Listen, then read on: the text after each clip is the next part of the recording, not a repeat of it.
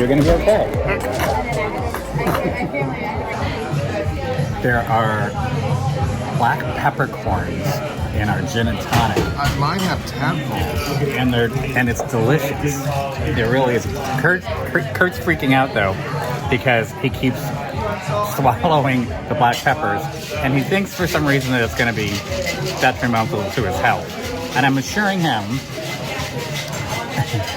I'm trying to assure him that it's food and he'll be okay. The season is not quite over yet. We still have a couple of weeks to go. We've got still big events, including the Tennessee Williams Festival, Mates Leather Weekend. Women's Week. Women's Week is coming, so it is not done at all. We keep going. However, we do have some slower days, so we have started to do projects to start with the process of closing up for the season, really. It's unbelievable to me that we're already here. It went by fast.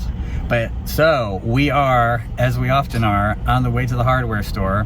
We have to get a putty knife because all of my putty knives, except the one that I hid, have gone and walked out the door. So we have to get that. We have to get some high hiding white, which we use on the interior and the exterior of the ends. And then we have to get primer, and I need 3-inch deck screws. I have to secure something down.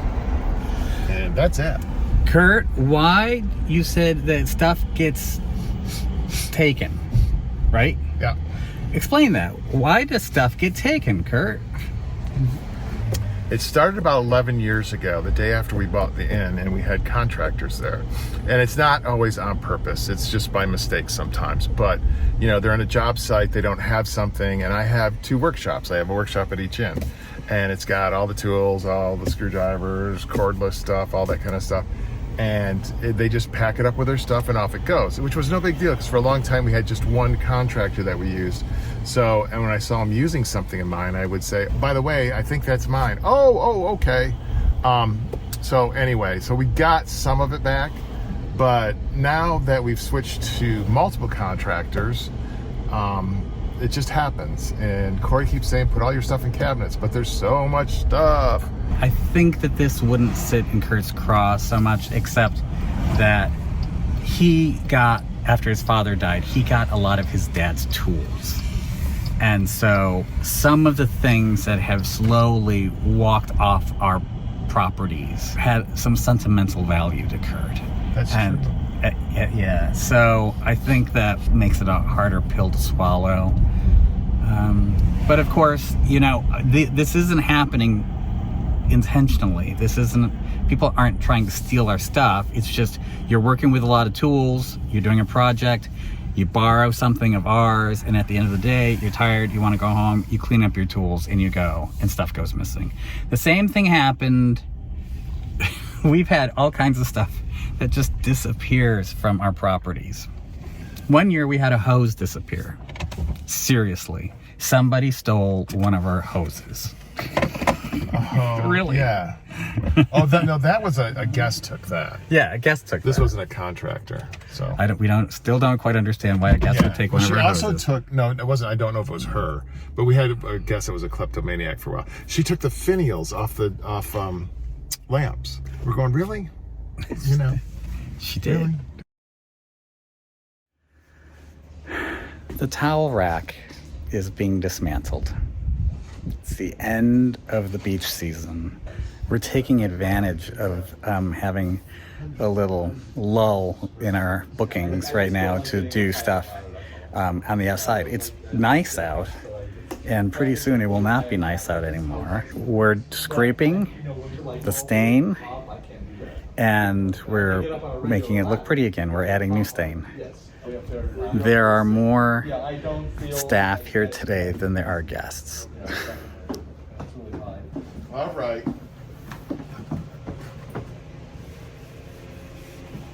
These magic erasers are magic. To a certain extent. What a coincidence they call them magic erasers. Well, I had somebody at where we go in the winter tell me one time, 'cause there's lots of bugs, and if you're driving around, you squish a bunch of bugs on your car. And he said, just take a magic eraser to it. And it works. And it works.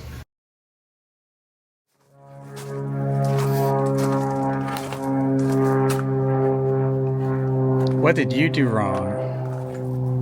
We have to do this about every 5 years, whether we want to or not. Okay? And we're just going to go row by row by row. We're going to go like 5 feet, 5 feet, 5 feet.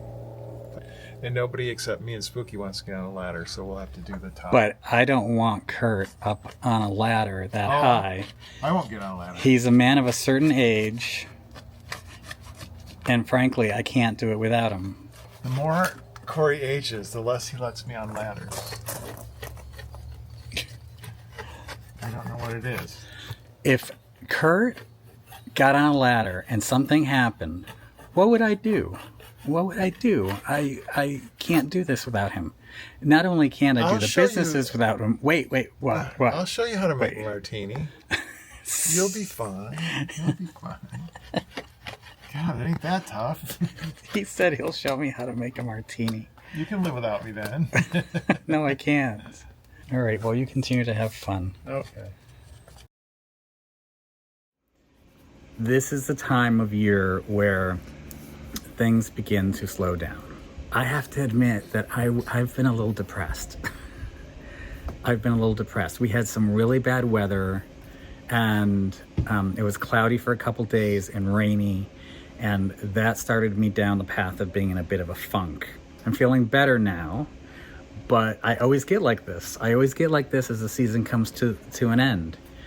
And you don't have that problem though, do you? I just plug along.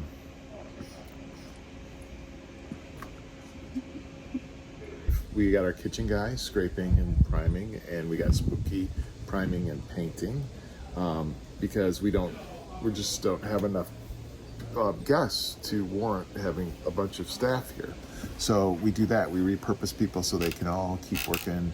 And what we do this time of year is we start working on projects to close it down. So these properties get beat up during the summer, and so there's a lot of nicks, scrapes, all kinds of stuff that has to be fixed. So that's what we do. And then we're doing the easy stuff, the big stuff right now. And then pretty soon Cory and I will walk through the rooms, and we'll see what has to be done in each room at both ends. And we try to do that before we leave for our winter place, or if we don't get it all done, then it becomes winter projects for the caretakers.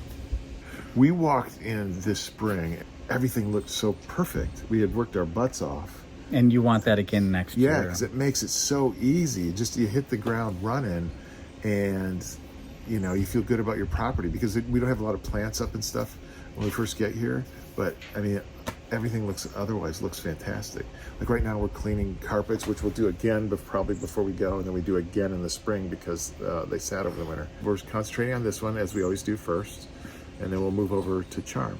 We're doing this, and at the same time, it still has to be pretty for the guests who are still going to come. Yes. So we end up kind of just evolving as we go along so that it's still cute for the guests, but maybe they don't have as many plants and planter boxes as the guests in August had, or perhaps we've closed off an area of the back deck or something. Just slowly beginning to peel it back a little bit. You know, I have to give Kurt so much credit. Our properties look beautiful at all times, and it's because of his management. He looks at everything and he says, you know, that needs to be touched up, that needs to be touched up, this needs to be cleaned better. I keep telling him I want to walk around and I want to look at the condition of the other guest houses so that maybe he can feel a little bit better, because he always feels behind the 8 ball. He always feels like, oh my gosh, we got to make this look nicer. We got to, you know, we've got so much to do. And I say, relax. Our place looks so great. We've got, I think, one of the most beautiful properties on all of Cape Cod. See, I wouldn't go that far. No, we totally do. And once in a while, he'll allow himself to look around and say, "This is pretty.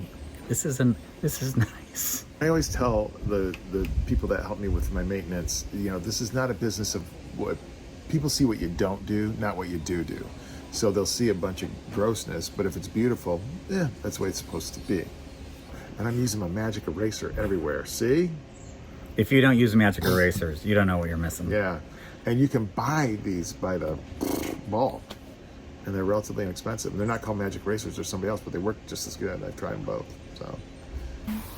I know. Oh, Kurt. Oh. Magic Show eraser. that. No, Show that. Show it to our staff who cleans back here, and tell them to start using the magic eraser when they're cleaning the furniture. I'm going to go buy another 200 of these magic erasers. You should. Now. We don't have time to vlog. We got to go buy magic erasers. I got to go buy magic erasers. Goodbye. Bye.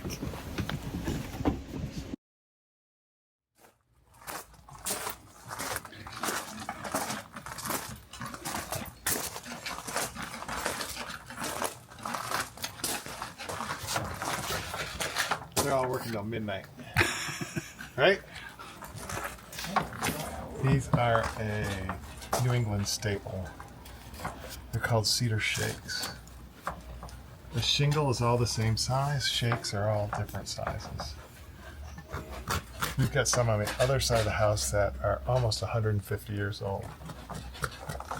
The original house was 1870. And then this portion was built in the 1980s, 86? Yes. Okay.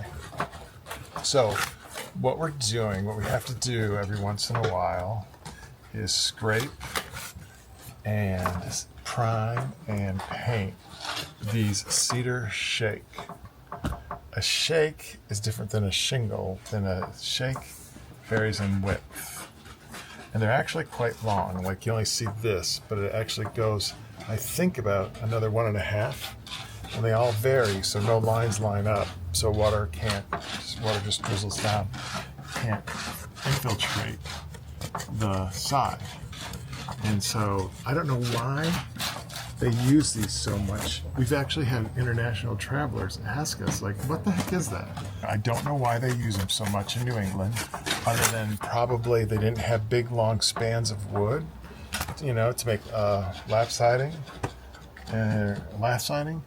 They could just make this out of you could cut a 18-inch log and then and get them. So maybe that was why they did it. And maybe they were less expensive at the time because New Englanders seem to be quite a frugal folk. They do make for a pain in the rear end. But once they're done, they look really good. This is quite a large side. There's 3 guest rooms on each floor, so there's 6 guest rooms on this side. And it goes up, I think 22 feet. So it ain't easy, but it has to be done because this is what it starts looking like. And the first couple of times I did it, I used stain, and the stain would look like this after 2 years. So an old timer said, "Here's what you gotta do." And I said, okay. And so now this lasts for a good 5 years or so. The winters have a lot of wind. I think the average wind is 11 miles an hour a day. And then there's a lot of sand. So it just kind of sandblasts it in a mini way. That's why it doesn't last this long on this side. But when it looks done, it's great. It's very sexy. It looks hot.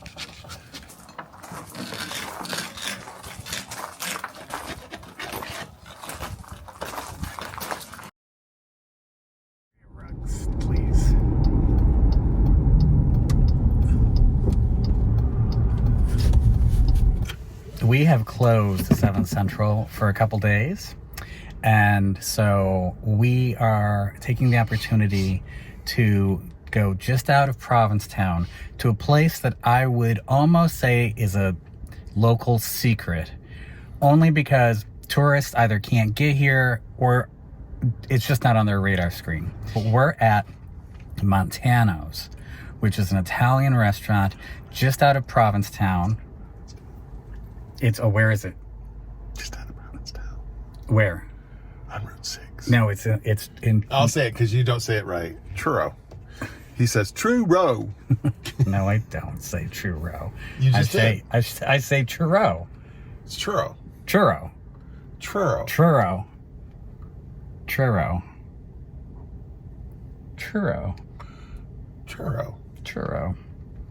Because we're always on call, we don't get to come out here much. We've been here and got called back.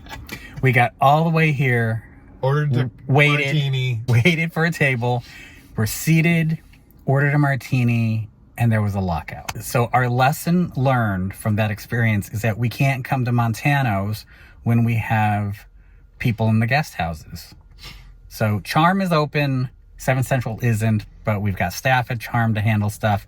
We're at Montano's and we're happy about it.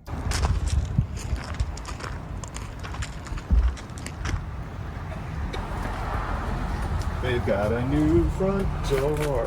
And a new owner. Hi.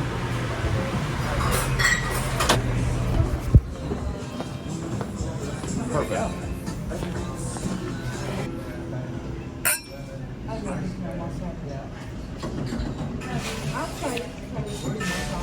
Good.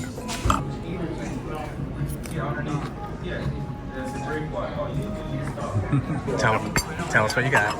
I got the chicken parm because we haven't had chicken parm all summer. Yeah, I would say so. Yeah, all summer. I usually make it, but I just didn't make it this year. I haven't made it in forever. Kurt doesn't cook. Yeah. That's why. We both got it. Yum, yum, yum, yum, yum.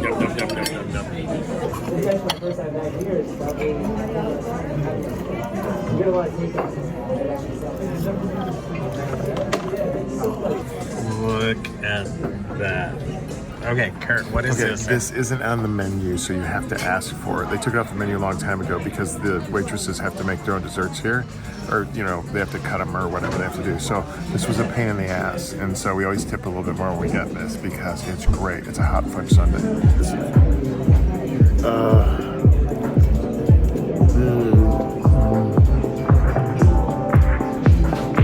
I'm glad we made it back to Montano's. It's another one of our must-dos before the season is over.